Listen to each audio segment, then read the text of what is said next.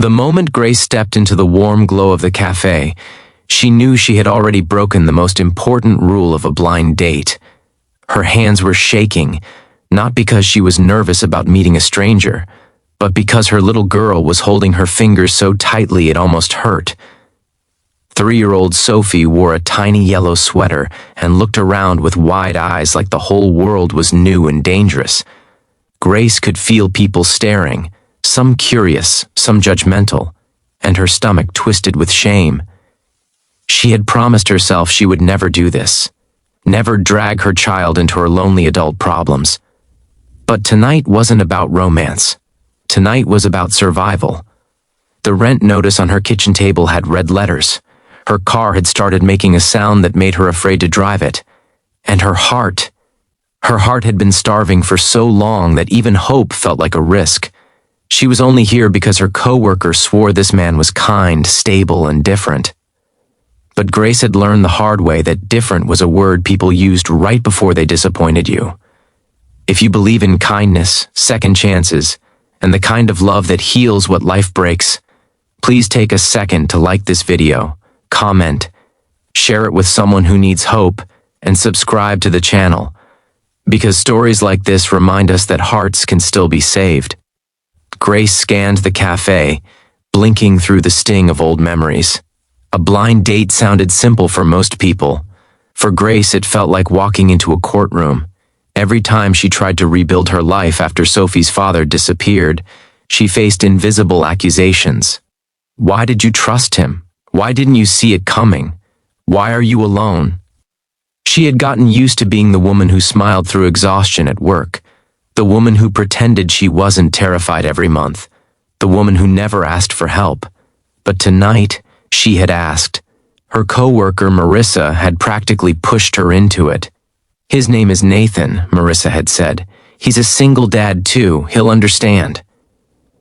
That sentence had been the only thing that made Grace agree. A single dad would understand. A single dad wouldn't judge her. A single dad wouldn't look at Sophie like baggage. Grace spotted him near the window. He stood up immediately when he saw her, as if he had been waiting with a kind of careful patience. Nathan was taller than she expected, broad-shouldered, with tired eyes that looked like they'd seen too much but still refused to become cold. His hair was neatly combed, his shirt simple and clean, and his hands, Grace noticed this right away, were steady. Not arrogant, not restless, just steady. He smiled, but it wasn't the kind of smile men used to impress. It looked like the kind of smile someone gives when they don't want you to be afraid. Grace's heart hammered as she approached.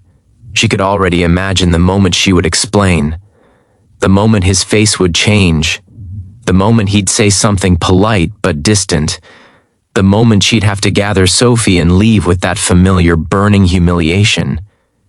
But Nathan's eyes dropped to Sophie, and instead of surprise or annoyance, something softer appeared in his expression. Recognition, like he had been in this exact moment before. Like he understood the invisible weight Grace carried. Grace tried to speak, but her throat tightened. She hated that her voice always betrayed her when she needed it most. She hated that life had trained her to apologize for existing. Nathan didn't wait for her to explain. He moved his chair back and bent slightly, lowering himself so he wasn't towering over Sophie. He didn't touch her, didn't invade her space. He simply offered his presence like a gentle invitation. Sophie stared at him with suspicion, her little fingers still wrapped around Grace's hand. Nathan's reaction wasn't what Grace expected. He didn't ask why Sophie was there. He didn't look around like Grace had embarrassed him. Instead, he smiled at Sophie the way a father smiles at a child who's nervous in a new place. Then he reached into his jacket pocket and pulled out something small, a tiny toy car, worn like it had been loved many times. Grace's breath caught. A man doesn't carry a toy car unless he's used to being prepared for children's fears. Sophie's eyes lit up despite herself. Her grip loosened. Nathan gently rolled the toy car on the table, making it glide towards Sophie like a little peace offering. Sophie didn't grab it right away. She looked at Grace for permission, her face asking the silent question children always ask, Is this safe?" Grace nodded, stunned. Sophie took the car, and just like that, the tension in her tiny body melted. Grace sat down slowly, feeling like she had just stepped into a different universe, one where she didn't have to be ashamed. Nathan finally looked at Grace again, and his voice came calm, low, sincere. He told her it was okay, that he was glad they came, that sometimes the best people arrive with the most important little companions. The words weren't dramatic, they weren't romantic, they were simply true. And that truth hit Grace so hard it nearly broke her. Because Grace hadn't realized how long she had lived without being treated gently. They ordered hot chocolate for Sophie and coffee for themselves. Grace tried to keep her posture steady, tried to act like she belonged there. But her mind kept racing ahead, waiting for the catch. Life always had a catch. Every time she felt hope, something came to punish her for it. She watched Nathan carefully, searching for signs of impatience. Instead, he asked about Sophie with the kind of respect that made Grace's eyes sting. He didn't talk to Sophie like she was invisible, and he didn't talk about her like she wasn't in the room. He treated her like a person, like she mattered. Grace found herself telling him things she hadn't planned to say. She talked about working 2 jobs, about how Sophie's father had promised the world and then vanished like smoke, about how the hardest part wasn't the money, it was the loneliness, the way nights felt endless when Sophie was asleep and Grace was awake, staring at the ceiling, wondering if her best years had already been stolen. Nathan listened without interrupting, his face serious but kind.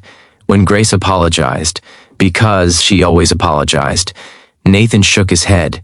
He told her she had nothing to be sorry for. He told her she was doing what mothers do, surviving, protecting, loving. He said it like it was honorable, not shameful. Then, quietly, he shared his own truth. His wife, Hannah, had died 2 years ago after an illness that drained their savings and left him with grief so heavy it felt like carrying stones in his chest. He was raising his son, Caleb, alone. He said some days he felt like he was failing, even though he tried his hardest. He said he came tonight because he was tired of pretending he didn't need anyone. Grace felt something shift inside her. Not romance, not fantasy, something deeper. Recognition. 2 broken people realizing they weren't alone in their brokenness. As the evening went on, Sophie grew comfortable enough to climb onto Grace's lap and sip her hot chocolate, leaving a tiny milk mustache on her upper lip. Nathan laughed softly, and the sound was warm. Grace hadn't heard a warm laugh directed at her life in a long time, but then the suspense returned, creeping in like cold air under a door. A woman from another table walked by and glanced at Grace and Sophie. Her eyes lingered, sharp with judgment. She didn't say anything, but Grace felt it like a slap. She shrank inside herself, suddenly remembering how the world saw her, a single mom with too much baggage. Grace's cheeks burned. Her hands trembled again. She thought about standing up and leaving before Nathan changed his mind, before he decided she was too much. Nathan noticed. He followed her gaze, then looked back at her with quiet understanding. He didn't confront the woman. He didn't create a scene. Instead, he did something that made Grace's heart stop. He reached into his wallet and pulled out a small photo. He slid it across the table. It was a picture of a little boy with sandy hair and bright eyes, wearing a baseball cap too big for his head. Caleb, Nathan's son. Then Nathan reached into his other pocket and pulled out another tiny toy, this one a small dinosaur. He placed it near Sophie's car. Sophie squealed softly, delighted. Nathan's voice remained gentle. He told Grace he didn't see her as baggage. He saw her as brave. He said he knew what it felt like to walk into a room carrying more than anyone else could see. He said he respected her for not giving up. He told her he didn't come tonight looking for perfection. He came looking for real. Grace blinked hard. Tears gathered, but she refused to let them fall. She had cried enough in life. She had cried into pillows, into sinks, into laundry baskets at 2 a.m. She didn't want to cry in front of a man she had just met. But something about Nathan's reaction changed everything, because it wasn't just kindness, it was familiarity. It was a man who had learned pain, not a man pretending he didn't have any. And Grace realized that maybe, just maybe, she didn't have to be strong alone anymore. When they left the cafe, the night air was cold. Streetlights painted the sidewalk gold. Sophie fell asleep on Grace's shoulder almost instantly, the toy car still clutched in her fist like a treasure. Nathan walked beside Grace slowly, matching her pace so she didn't have to rush. Grace's car sat at the curb, older and scratched, and she felt embarrassed again. But Nathan didn't flinch. He didn't look down on her. He looked at her like she mattered. Before Grace could say goodbye, Nathan offered something that made her chest tighten. He asked if she'd like to meet again, this time not as a blind date but as two parents trying to build something honest. He said they could bring Caleb and Sophie to a park, let the kids play, and just talk. No pressure, no pretending. Grace wanted to say yes immediately, but fear grabbed her like a chain. What if this was temporary? What if he changed his mind once he saw her life up close? What if she got attached and then lost it all again?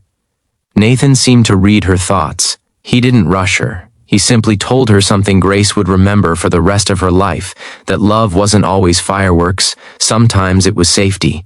Sometimes it was showing up again and again, until fear finally stopped screaming. Grace nodded, her lips trembling. She whispered yes. Weeks passed, then months. Grace met Caleb. He was shy at first, protective of his dad. Sophie was bold and curious, always trying to make him laugh. Slowly the children found their own rhythm, two small hearts learning that family could look different and still be real. Grace learned Nathan wasn't perfect. He forgot things sometimes. He had days where grief made him quiet. But he always came back. He always apologized when needed. He always showed up. Nathan learned Grace had scars.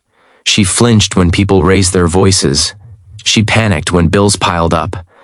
She sometimes cried in the bathroom when she thought no one could hear. But she kept going. She loved fiercely, and she never stopped trying. One night, after a long day, Grace stood in her tiny kitchen and stared at the old rent notice she had kept folded in a drawer. It felt like a relic from another lifetime. She wasn't rich now. Life still had challenges. But she wasn't drowning anymore. She had support. She had a hand reaching back when she stumbled. And she realized the biggest miracle wasn't that she found a good man. The miracle was that she finally believed she deserved one. Near the end of that year, on a quiet Sunday afternoon, Nathan took Grace and Sophie to a small church in a peaceful neighborhood in Ohio. The building was simple, but the warmth inside felt like sunlight. After the service, they sat outside on a bench while the kids ran around with laughter echoing like music. Nathan looked at Grace with those steady eyes and told her something she had never heard before. Not truly. He told her she wasn't too much. He told her Sophie wasn't a burden. He told her that their broken pieces didn't scare him. They made him want to protect them more. Grace finally let her tears fall, because for the first time, they weren't tears of pain. They were tears of relief. If this story touched your heart even a little, please like this video, share it, and subscribe, because every interaction helps us spread hope to someone who feels alone tonight. And before the ending, I have one special request. Comment below. I still believe in love, if you want more stories like this. Because somewhere out there, a single mom is walking into a room shaking with fear, thinking she's unworthy. And somewhere out there, a single dad is waiting with a gentle heart, ready to prove that not everyone leaves. Grace walked into that blind date expecting judgment. Instead, she met a man whose reaction changed everything, not just the night, but her entire future. And sometimes that's how healing begins. Not with grand promises, but with one small act of kindness that finally makes you believe you can breathe again.